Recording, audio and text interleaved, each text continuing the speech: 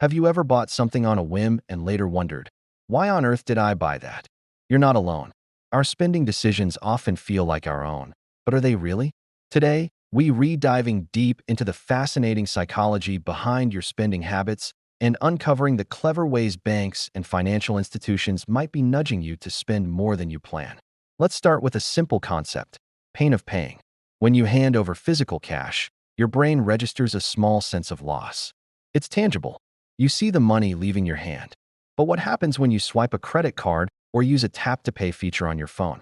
That pain practically vanishes.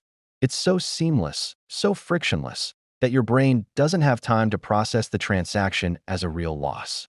Banks designed it this way. The convenience of credit cards and digital payments isn't just about making your life easier. It's about making it easier for you to spend. By separating the pleasure of buying from the pain of paying, they encourage you to spend more freely. Think about it. When you're at a checkout and you see that little contactless symbol, it feels effortless. Tap, and you're done. No counting bills, no waiting for change. This psychological distance from your money is a powerful tool. Studies have shown that people are willing to spend significantly more when using a card compared to cash. It's because the transaction feels less real, more abstract. It's just numbers on a screen, not the hard-earned money you're giving away. Next up, let's talk about rewards programs. Cashback, points, air miles. Who doesn't love getting something for free? These loyalty programs are a brilliant marketing strategy rooted in a psychological principle called operant conditioning. Every time you spend and earn a reward, your brain gets a little hit of dopamine, the feel-good chemical. This creates a positive feedback loop. You spend, you get rewarded, you feel good. So you want to spend more to get more rewards. But here's the catch. Are those rewards really free? Often, to earn significant rewards, you need to meet certain spending thresholds. This can subconsciously encourage you to spend more than you normally would, just to get that extra cashback or reach the next tier of points. You might find yourself justifying a purchase by saying, well, at least I'm getting points for it. The banks are essentially gamifying your spending. You're playing their game, and the goal is always to get you to increase your transaction volume. They've turned spending into a hunt for rewards, distracting you from the actual cost of your purchases. And have you ever noticed how credit card statements can be a little confusing? This isn't always an accident. They often highlight your minimum payment in big, bold letters. Why? Because of something called the anchoring effect. Our brains tend to latch onto the first piece of information we see. By emphasizing the small minimum payment, banks anchor your perception of what you should pay. Paying only the minimum seems manageable, right? It reduces the immediate financial pressure. But it's a trap. When you only pay the minimum, the remaining balance accrues interest, often at a very high rate. Over time, you can end up paying far more in interest than the original cost of the item you bought. The bank isn't just offering you flexibility. They're setting you up to carry a balance, which is where they make a huge portion of their profit. That tiny minimum payment is one of their most effective tools for keeping you in a cycle of debt. Let's move on to another powerful psychological trigger: social proof. We are social creatures, and we constantly look to others for cues on how to behave. Banks understand this perfectly. They use marketing that shows happy, successful people living their best lives, all seemingly funded by the bank's credit products. They create an image that says, everyone is using this card to travel, dine out, and buy nice things. You should too, or you'll be left out. This taps into our fear of missing out, or FOMO.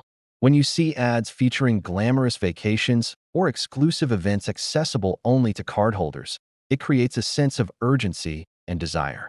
You start to feel that if you don't have that card, you're missing out on key life experiences. It's a powerful way to frame spending not as a financial decision, but as a social and emotional one. The message is clear. To be part of the in crowd, you need to spend like them. And what about those buy now, pay later services? They've exploded in popularity, and it's easy to see why. They break down a large, intimidating price tag into smaller, more manageable installments. This is a classic psychological trick that leverages our brain's difficulty with processing large numbers. A $400 purchase might seem daunting, but 4 payments of $100? That sounds much more doable. These services reduce the initial friction of a purchase, making it feel less impactful on your wallet at that moment.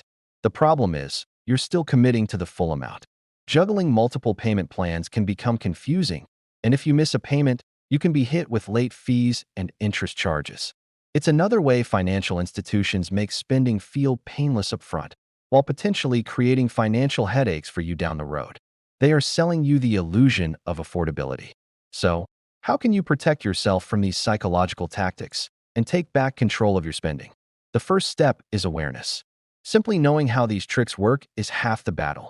When you recognize that the seamless tap to pay is designed to reduce your pain of paying, you can pause and think more deliberately about the purchase.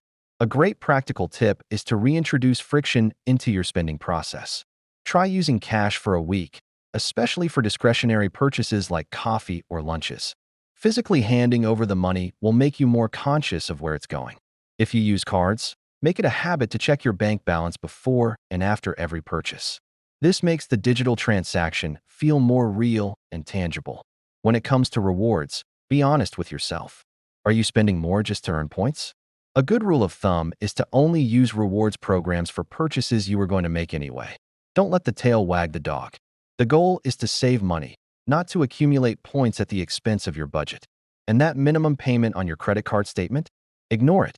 Always aim to pay your balance in full each month. If you can't, pay as much as you possibly can. Set up automatic payments for the full statement balance so you're never tempted by that small minimum amount. This is the single best way to avoid the high-interest debt trap. To combat social proof and FOMO, it's crucial to get clear on your own financial goals. What's truly important to you? Is it that designer bag? Or is it saving for a down payment on a house? Or a stress-free retirement? When you have a strong why for saving, it becomes much easier to say no to impulse buys driven by social pressure. Unfollow social media accounts that make you feel like you need to spend to keep up. Curate your feed to reflect your real goals, not someone else's highlight reel. Finally, create a budget. I know, the word budget can sound restrictive, but think of it as a spending plan. It's you telling your money where to go, instead of wondering where it went. When you have a plan, you're no longer making decisions based on impulse or clever marketing. You're making decisions based on your own priorities. Understanding the psychology of spending doesn't mean you have to stop enjoying your money. It's about making conscious choices. It's about ensuring that your spending aligns with your values and goals, not the profit motives of a bank. By being aware of these psychological triggers, you can navigate the financial world with more confidence and control, building a healthier relationship with your money. So the next time you're about to make a purchase, take a brief pause. Ask yourself, am I buying this because I truly want or need it? Or am I being influenced by one of these psychological tricks? That simple moment of reflection can be the difference between financial stress and financial freedom. Thanks for watching. If you found this helpful, give this video a thumbs up and hit that subscribe button for more insights into your money and your mind. Let me know in the comments which of these psychological tricks you've noticed the most in your own life. See you in the next video.